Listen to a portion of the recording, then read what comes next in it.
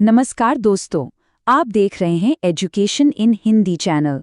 अगर आप ऐसे ही ज्ञानवर्धक, रोचक और प्रतियोगी परीक्षाओं के लिए उपयोगी वीडियो देखना चाहते हैं तो वीडियो को लाइक करें, चैनल को सब्सक्राइब करें और बेल आइकन ज़रूर दबाएं। आज हम बात करने जा रहे हैं एक ऐसे विषय पर जो भारत के भविष्य की नींव से जुड़ा है। जी हाँ, हम बात कर रहे हैं नई राष्ट्रीय शिक्षा नीति 2020 की। एक ऐसा बदलाव जो पूरे 34 सालों के लंबे इंतजार के बाद आया है और जिसने भारत के शैक्षिक परिदृश्य को पूरी तरह से बदलने का वादा किया है। ये नीति अपने साथ कई बड़े और क्रांतिकारी बदलाव लेकर आई है। तो सवाल ये उठता है कि क्या सच में यह भारतीय शिक्षा के इतिहास की सबसे बड़ी क्रांति है? आइए इस नीति के हर पहलू को बारीकी से समझते हैं और इसी सवाल का जवाब तलाशते हैं। इस सफर में हम सबसे पहले जानेंगे कि आखिर इस नई नीति की जरूरत क्यों पड़ी। फिर इसकी नई 5+3+3+4 संरचना को समझेंगे। हम ये भी देखेंगे कि सीखने सिखाने के तरीकों में क्या नया है और हायर एजुकेशन के लिए कौन से नए रास्ते खुल रहे हैं। साथ ही शिक्षकों की भूमिका और आखिर में इस बड़े बदलाव की राह में आने वाले अवसरों और चुनौतियों पर भी बात करेंगे। तो पहला और सबसे बड़ा सवाल, आखिर 34 साल बाद एक नई पॉलिसी की जरूरत ही क्यों पड़ी? देखिए, पिछली शिक्षा नीति 1986 में आई थी। जरा सोचिए, उस समय से लेकर आज तक दुनिया कितनी बदल गई है। आज हम 21वीं सदी में हैं। ये नॉलेज इकोनॉमी का दौर है, टेक्नोलॉजी का दौर है, ग्लोबल कंपटीशन का दौर है। ऐसे में एक पुरानी पड़ चुकी व्यवस्था के साथ आगे बढ़ना मुमकिन नहीं था। एक आधुनिक और दूरदर्शी नीति की जरूरत बहुत ज्यादा महसूस हो रही थी। इस नई नीति की आत्मा है समग्र विकास या कहें तो होलिस्टिक डेवलपमेंट। इसका सीधा सा मतलब है कि शिक्षा अब सिर्फ किताबों और रट्टा मारने तक सीमित नहीं रहेगी। इसका मकसद है बच्चों के अंदर स्किल्स डेवलप करना, उनकी सोचने समझने की शक्ति, जिसे हम क्रिटिकल थिंकिंग कहते हैं, उसे मजबूत करना और उन्हें भविष्य के रोजगार के लिए तैयार करना। मतलब अब फोकस सिर्फ क्या हुआ जानने पर नहीं, बल्कि ये क्यों हुआ और इसका आगे क्या असर होगा, इस तरह की सोच विकसित करने पर है। चलिए अब बात करते हैं इस नीति के सबसे चर्चित और सबसे बड़े बदलाव की, यानी इसके नए स्ट्रक्चर की। सालों से हम सब 10+2 सिस्टम के आदी थे। अब उसे हटाकर एक नया ढांचा लाया गया है, 5+3+3+4। लेकिन ये सिर्फ नंबरों का हेरफेर नहीं है, बल्कि ये शिक्षा को देखने के नजरिए में आया एक बहुत बड़ा, एक बुनियादी बदलाव है। देखिए, जो पुराना 10+2 सिस्टम था वो एक तरह से बड़ा सख्त ढांचा था, लेकिन ये जो नया 5+3+3+4 का स्ट्रक्चर है, इसे बच्चों की उम्र और उनके दिमागी विकास के अलग अलग चरणों को ध्यान में रखकर बनाया गया है। और सबसे खास बात, ये पहली बार 3 से 6 साल के बच्चों को भी फॉर्मल एजुकेशन के दायरे में लाता है। ये वो उम्र है जब किसी बच्चे के दिमाग का सबसे तेजी से विकास होता है। आइए इन 4 स्टेज को और आसानी से समझते हैं।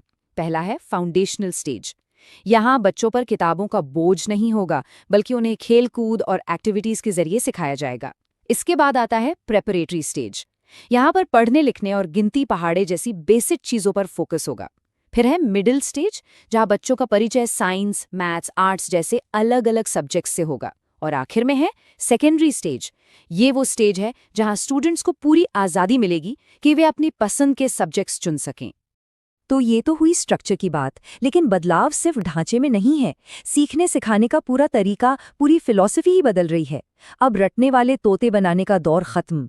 जोर होगा समझने पर, विश्लेषण करने पर और जो सीखा है उसे असल जिंदगी में लागू करने पर। और इसके लिए सिलेबस में कई बड़े बदलाव किए जा रहे हैं। सबसे पहला, आर्ट्स, साइंस और कॉमर्स के बीच की मोटी दीवारों को गिरा दिया गया है। अब कोई भी स्टूडेंट अगर चाहे तो फिजिक्स के साथ म्यूजिक पढ़ सकता है या केमिस्ट्री के साथ बेकिंग सीख सकता है। यही नहीं, क्लास 6 से ही बच्चों को कोडिंग, कारपेंट्री जैसे वोकेशनल स्किल्स की ट्रेनिंग और इंटर्नशिप का मौका मिलेगा। और हाँ, शुरुआती पढ़ाई यानी प्राइमरी लेवल पर मातृभाषा या स्थानीय भाषा में ही होगी, ताकि बच्चे कॉन्सेप्ट्स को बेहतर समझ सके। और एक बहुत ज़रूरी बात, एग्जाम का प्रेशर। इस नीति में बच्चों पर से परीक्षा का तनाव कम करने पर भी खास ध्यान दिया गया है। अब बोर्ड एग्जाम को आसान बनाया जाएगा। सवाल ऐसे होंगे जो रटने की क्षमता को नहीं, बल्कि कॉन्सेप्ट की समझ को परखेंगे। और तो और स्टूडेंट्स को साल में 2 बार बोर्ड एग्जाम देने का मौका भी मिलेगा, ताकि अगर एक बार प्रदर्शन अच्छा ना हो तो वो सुधार कर सके। तो ये तो बात हुई स्कूल एजुकेशन की। अब स्कूल से निकलकर चलते हैं कॉलेज और यूनिवर्सिटी की दुनिया में। देखते हैं कि हायर एजुकेशन के लिए इस नीति में क्या खास है। लक्ष्य साफ है, भारत की यूनिवर्सिटी सिस्टम को फ्लेक्सिबल, मॉडर्न और दुनिया के बराबर का बनाना। यहाँ जो सबसे बड़ा और क्रांतिकारी बदलाव है वो है multiple entry and exit system. इसे समझिए। मान लीजिए किसी स्टूडेंट को किसी मजबूरी से पढ़ाई बीच में छोड़नी पड़ती है, तो अब उसका साल खराब नहीं होगा। अगर उसने 1 साल पूरा किया है तो उसे सर्टिफिकेट मिलेगा, 2 साल किए हैं तो डिप्लोमा मिलेगा, और 3 या 4 साल पूरे करने पर डिग्री। और सबसे अच्छी बात, वो जब चाहे अपनी पढ़ाई वहीं से दोबारा शुरू कर सकता है। देखिए, कोई भी पॉलिसी चाहे कितनी भी अच्छी क्यों ना हो, वो कागज पर ही रह जाएगी अगर उसे लागू करने वाले लोग यानी हमारे टीचर्स मजबूत न हों।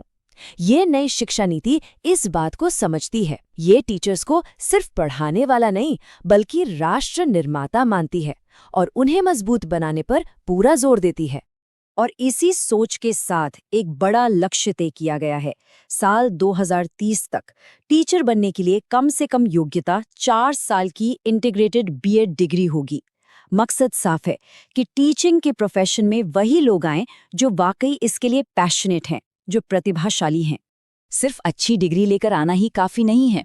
दुनिया तेजी से बदल रही है, सिखाने के तरीके बदल रहे हैं, इसलिए यह जरूरी है कि टीचर्स भी लगातार सीखते रहें, खुद को अपडेट रखें। इसीलिए अब हर टीचर के लिए साल में कम से कम 50 घंटे की प्रोफेशनल ट्रेनिंग अनिवार्य कर दी गई है, बिल्कुल वैसे ही जैसे एक डॉक्टर या इंजीनियर को अपनी फील्ड की नई नई चीजें सीखनी पड़ती हैं।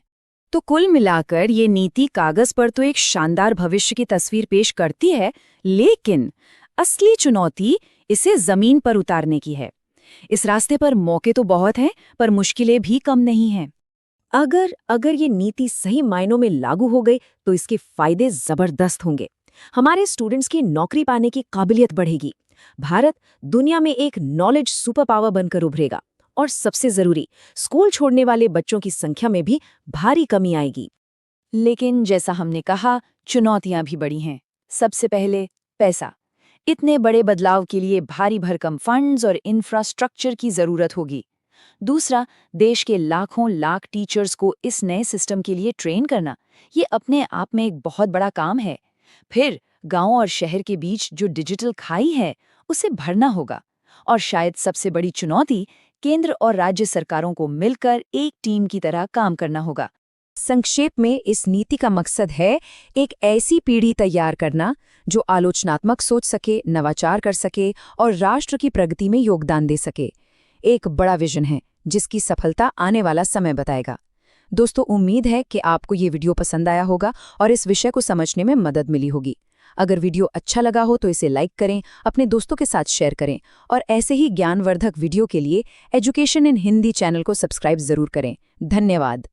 भारतीय शिक्षा में एक दौर था जब बच्चों के लिए स्कूल जाना, पढ़ाई करना एक बोझ सा बन गया था। इसी बोझ को हटाने और सीखने की प्रक्रिया को एक आनंददायक अनुभव बनाने के लिए साल 2005 में एक क्रांतिकारी दस्तावेज सामने आया जिसका नाम था राष्ट्रीय पाठ्यचर्या की रूपरेखा। आज हम इसी की कहानी को विस्तार से समझेंगे। इस सफर में हम सबसे पहले उस समस्या को जानेंगे जिसने इस बदलाव की जरूरत पैदा की।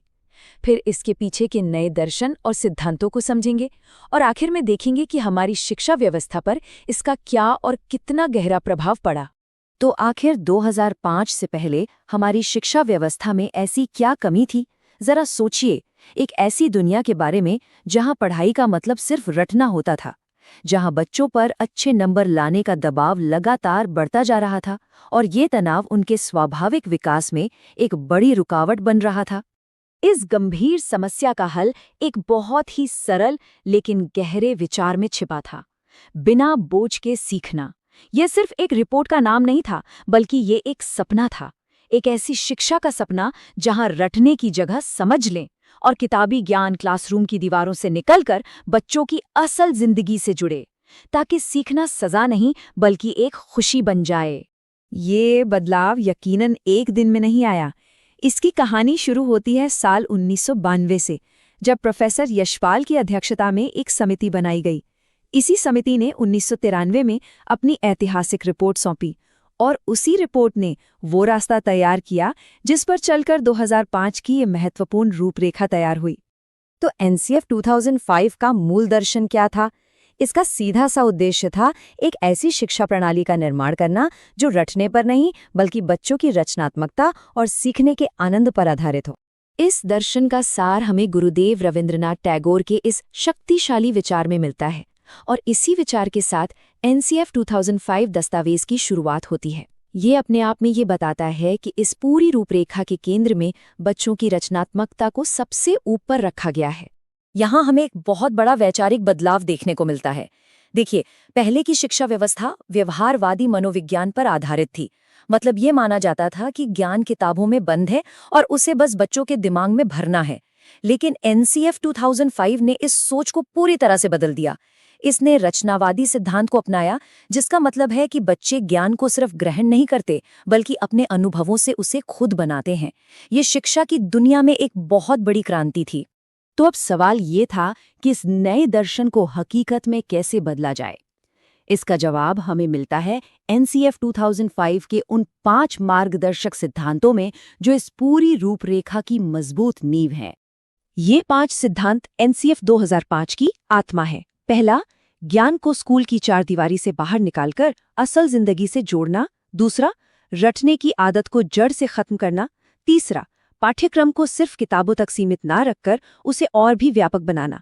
चौथा, परीक्षाओं के डर को खत्म करके उन्हें ज्यादा लचीला बनाना।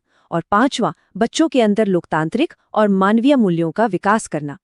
तो चलिए अब देखते हैं कि ये सिद्धांत कागज से निकलकर क्लासरूम तक कैसे पहुंचे। विषयों को पढ़ाने के तरीके में, शिक्षकों की भूमिका में और स्कूल के माहौल में क्या-क्या बदलाव आए। विषयों को देखने का पूरा नजरिया ही बदल गया। अब गणित सिर्फ मुश्किल सूत्रों का खेल नहीं बल्कि तर्क और आनंद का विषय बना। विज्ञान में करके सीखने यानी हैंड्स ऑन एक्टिविटीज पर जोर दिया गया। सामाजिक विज्ञान में सिर्फ तारीखें और तथ्य रटने के बजाय सामाजिक मुद्दों की गहरी समझ पैदा करने की बात हुई। और भाषाओं के मामले में अनेक भाषाओं को एक समस्या नहीं बल्कि सीखने सिखाने का एक महत्वपूर्ण संसाधन माना गया। इस पूरे बदलाव के केंद्र में थे शिक्षक। उनकी भूमिका में एक बहुत बड़ा परिवर्तन आया। अब शिक्षक सिर्फ जानकारी देने वाला एक प्राधिकारी नहीं रहा बल्कि वो सीखने की प्रक्रिया में एक सहायक, एक सूत्रधार बन गया जो छात्रों के साथ मिलकर ज्ञान का निर्माण करता है। इसके साथ ही एक ऐसी स्कूल की भी कल्पना की गई जहां हर बच्चा सुरक्षित महसूस करे। एक ऐसा माहौल जहां किसी भी बच्चे के साथ कोई भेदभाव ना हो, सभी को आगे बढ़ने के बराबर मौके मिले और जहां अच्छी लाइब्रेरी और लैब जैसी सुविधाएं बच्चों में सीखने की ललक को और बढ़ाएं। तो इन सभी कोशिशों का आखिर असर क्या हुआ? इसकी विरासत कितनी गहरी और स्थायी रही है? चलिए अब इस पर नजर डालते हैं। इसका असर पूरे देश में महसूस किया गया। ये कोई मामूली बात नहीं है कि इस दस्तावेज का 22 अलग-अलग भारतीय भाषाओं में अनुवाद हुआ ताकि इसकी पहुंच देश के कोने-कोने तक हो सके। इतना ही नहीं, इसने सीधे तौर पर 17 राज्यों के पाठ्यक्रम को प्रभावित किया। ये आंकड़े दिखाते हैं कि ये सिर्फ एक दस्तावेज नहीं था बल्कि एक राष्ट्रव्यापी आंदोलन था। तो संक्षेप में एनसीएफ 2005 भारतीय शिक्षा के इतिहास में एक मील का पत्थर था। इसने शिक्षा का केंद्र पाठ्यपुस्तकों से हटाकर बच्चों पर ला दिया। इसने सीखने को एक बोझिल प्रक्रिया से एक आनंददायक और सार्थक अनुभव में बदलने की एक मजबूत नींव रखी। और अंत में एक विचारणीय प्रश्न। आज जब हम राष्ट्रीय शिक्षा नीति 2020 के नए दौर में हैं, तो क्या बिना बोझ के सीखना का ये लगभग 2 दशक पुराना दर्शन आज भी उतना ही महत्वपूर्ण है? ये एक ऐसा सवाल है जो हमें हमारी शिक्षा के वर्तमान और भविष्य दोनों के बारे में